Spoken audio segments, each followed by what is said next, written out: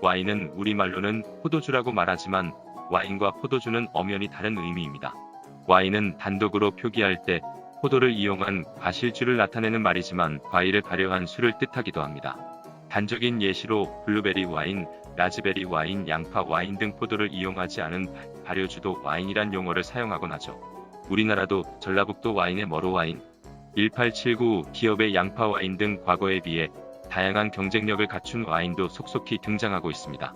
이러한 와인을 우리 조상은 언제부터 알고 마시게 되었는지 궁금하지 않으신가요? 오늘의 주제는 우리나라 와인의 역사입니다. 조선시대 편찬된 고려사입니다. 1285년 고려 충렬왕 시대 원나라의 황제 쿠빌라이 칸이 고려왕에게 포도주를 하사하였다는 내용이 한반도 와인에 대한 공식적인 첫 기록으로 확인됩니다. 원나라에서 이후에도 꾸준히 포도주를 하사하였지만 이 포도주가 대륙에서 자체적으로 만들어진 와인인지 혹은 타국으로부터 실크로드를 타고 전해진 와인인지는 정확히 알 수 없습니다.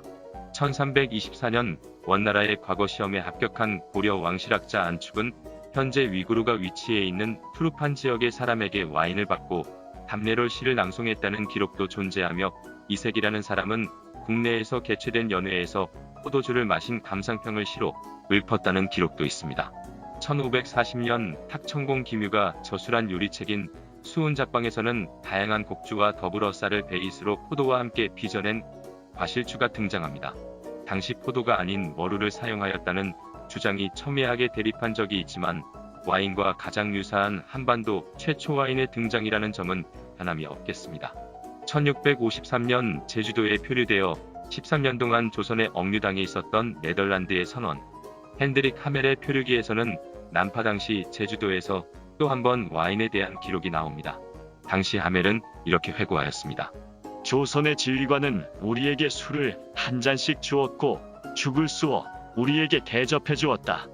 이에 대한 답례로 우리가 가진 레드와인과 은잔으로 보답하였다.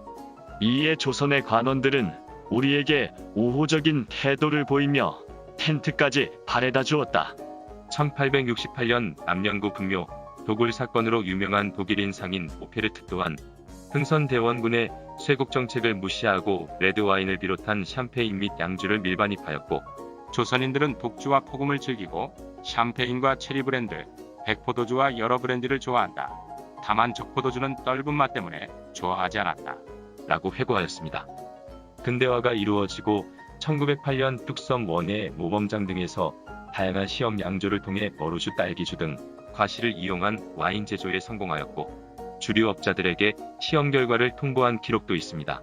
다만 포도를 이용한 와인은 당시 대한민국 포도 품종 특성상 품질이 떨어진다고 하였습니다. 1965년 박정희 정부는 전쟁과 빈곤으로 곡물이 부족해지자 양곡관리법을 시행합니다. 곡물을 이용한 주류를 생산하지 못하게 규제하였는데 이 시기 우리나라 전통 증류식 소주 업체는 규제로 인해 완전히 자취를 감추게 되었습니다. 하지만 이런 상황 속에서도 과일을 이용한 주류 제조는 허가되었기 때문에 다양한 과실주가 등장하는 계기가 되기도 하였습니다. 지금 날에는 앞서 말씀드린 다양한 국산 와인이 존재하고 경쟁력을 갖춰나가고 있습니다. 와인의 역사와 근본하고는 거리가 먼 한반도 역사 속에서도 꾸준히 등장한 와인, 정말 재미있지 않나요? 다음 시간에는 더욱 재미있는 영상으로 찾아뵙도록 하겠습니다. 감사합니다.